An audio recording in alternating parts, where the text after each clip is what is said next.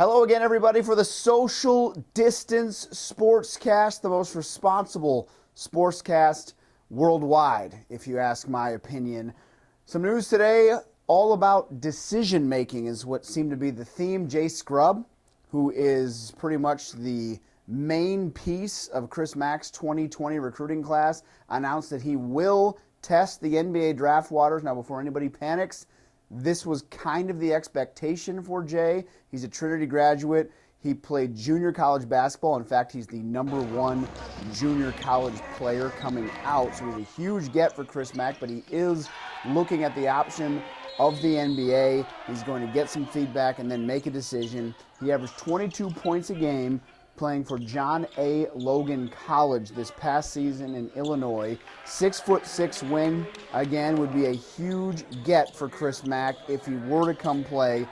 And if he does play college ball, it will be here in Louisville. It's just a matter of if he's going to go pro or not. Dana Evans also considering a jump to the WNBA, foregoing what would be her senior year. She's the reigning ACC Player of the Year. She averaged 18 points per game, more than 4 assists per game last year, and leading the Cardinals to that outright ACC championship. She has thought about a jump to the NBA, but this whole coronavirus situation has her wondering if there's going to be a WNBA draft or even a WNBA season. So she's in kind of wait and see mode as she makes the decision as to come back for her senior year and chase a national championship or go pro. Winning is the #1 priority, but once you keep winning, then eyes are being towards you. So I think I was looking forward to the tournament to be able to showcase what I can do, and then kind of look at mock drafts and see where I was and where I stood in the mock drafts, and then I kind of was going to go off of that. A lot of big decisions being made at Bellarmine as they get ready to make the jump to Division I, but they're also kind of in a wait-and-see mode. Here's John Lewis.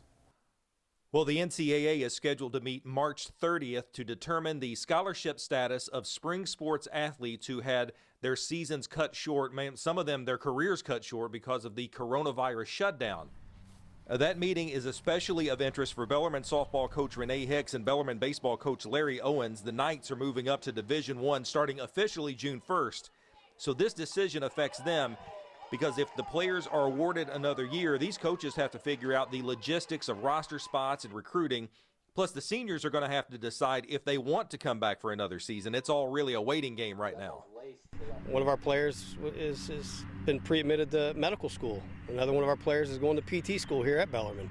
I mean, there's some things that they have lined up as seniors that make it difficult to come back. You know, even if they wanted to, they may not be able to. So there are a lot of questions that have to be answered. June 1st, 2020, we are in the ASUN, Division I, and no longer with the GLVC or Division II. So a lot of questions to be answered, and we'll just it's still a waiting game for us. This was supposed to be an exciting time for the Knights, and it still is, but there are a lot of questions to be answered before this transition happens. We've got more about the Knights up right now on WDRB.com. I'm John Lewis, WDRB Sports. Welcome to the backyard of Mr. Rick Bozich.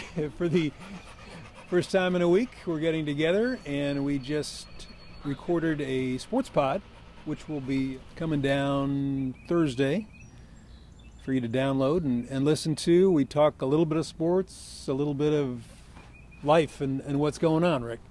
Yeah, just how we're going day to day without sports, and that's a minor part of everything that's going on in the country, but for a lot of people who are used to the rhythm of life involving sports, it's been a challenge, like it has been for us, to figure out what we do to entertain ourselves. And especially Thursday would have been the start of the Major League Baseball season, and as a self-proclaimed biggest baseball fan in America, that is a challenge. I thought you were just the biggest White Sox fan in America. Well, I am the biggest White Sox fan in America, but I'll also contend for biggest baseball fan in America.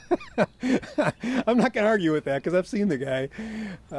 He lives it year-round, so yeah, that is certainly a loss for you. I guess if we're looking for little teeny positives in what's going on, Ruby has been getting maybe a little extra work, a little extra walks, tossing the ball around a little more, maybe? We went a solid 3.71 miles this morning at about about a 15.5 minute per mile pace. So we're doing that. We try and go 2 a days, and she's loving me being around even more. So, And she always loves you being around. She loves me being around, and she gets her treats and her walks and her attention. And we're going to play a little ball here in a little while, and we'll see if she can do some what we call Paul Konerko or Jermaine Dye, AJ Przynski, Joe Creedy. I can give you the whole 25-man roster in 90 seconds or less from the 2005 White Sox.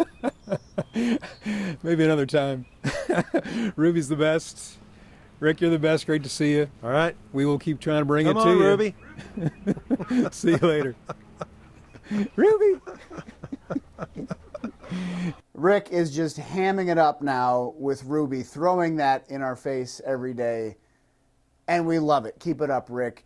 Plenty more to read about at WDRB.com. I'll go ahead and schedule that podcast to release first thing tomorrow morning if you want to hear more from Rick and Tom and their discussion about everything that's going on right now. And with that, I'll say good night, and we are one day closer to the games being played again.